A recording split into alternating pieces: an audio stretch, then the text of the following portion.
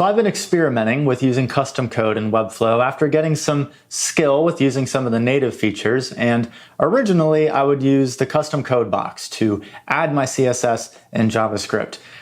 After a while, it became really tedious to do this, always having to open up the window, having to publish my site to see the changes, realizing the code doesn't work, so I have to do that process over and over again. Well, recently I discovered a way to implement code in a far easier and faster way, and so that's what I'm going to talk about in this video. So I discovered there are apps where you can create an external coding environment and you link it to Webflow and the code is implemented to your site or page. And there's really three main benefits to doing this. Number one is you get a much larger space to code in. So if you've used the Webflow custom code box, it's not really that big. So if you have a lot of lines of code, it can become a little cumbersome to try to look through all of that. Versus if you have a custom coding environment, you get a much larger space to work with. So it's much easier to implement more code-heavy websites. Number two, you can preview code changes instantly. And for me, this is by far the biggest benefit of using an external coding environment. So usually if you use Webflow natively, you have to input your custom code into their custom code box, then you have to save that, then you have to X out of that, and then you have to go up and you have to publish your site, you have to wait for it to publish, and then you can finally preview whatever change you made to your code. So if you're doing a lot of different changes to your code, you have to repeat that very tedious process every time you do that.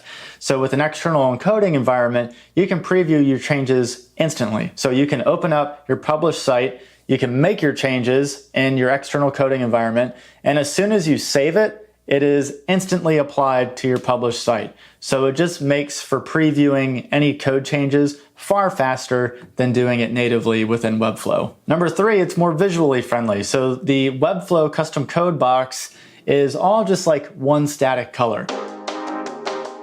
So it's a little harder to look through the code, it's harder to debug, versus if you use an external coding environment, it's usually color-coded, and usually if you select a bracket, it'll show you where the corresponding bracket is. So it's just far easier to work with, and it's far easier to debug as well. The most popular example of an external coding environment is Code Sandbox, but I truthfully found it to be difficult to link to Webflow, and I think they changed their pricing model to where the free version is quite limited. So I've been using a different app that I like better, which is called Slater. With Slater app, you can actually log in with your Webflow account, so you can link it to whatever projects you want.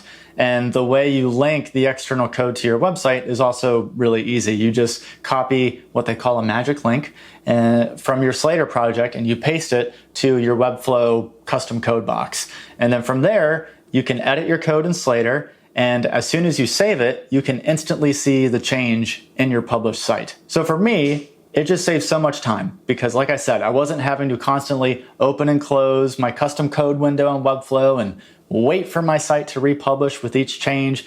Just that alone makes it worth it for the time-saving nature. Now, the other unique feature with Slater, which I haven't tried yet, but they have an AI assistant that can help you generate code.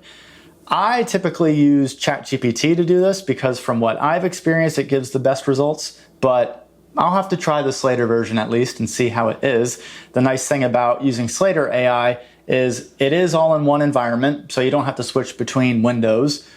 Not that that's a major inconvenience, but still, any time saved doing a repetitive task is always a plus. Slater has both free and paid plans. I'm just using the free plan right now. The free plan gives you pretty much full functionality, but the caveat is you can only use it on webflow.io domains. So if you want to publish your site to a custom domain using Slater code, then you'll have to use the paid version. The pricing model is yet again another subscription. It's $10 a month. And I need to do a quick tangent on this. Look, I get it. Subscription models are a great business model. However, I think I speak for a lot of people when we say we're fucking tired of subscriptions for software that doesn't change profoundly enough to even warrant a subscription.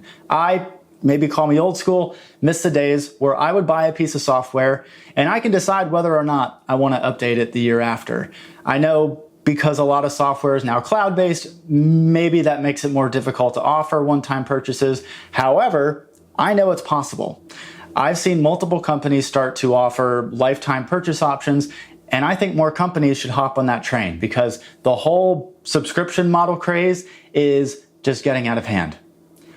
Okay, sorry, that might have been a little bit heated. Anywho, if you're looking for a way to implement custom code in a far easier and faster way, then definitely look into some sort of an external coding app. For me, it just made my life so much easier and my frustration levels much lower. And when it comes to coding, when I can become irate when trying to figure out why my code doesn't work, only to realize there's a bracket out of place, having an easy to use coding environment can bring some much needed zen to that situation.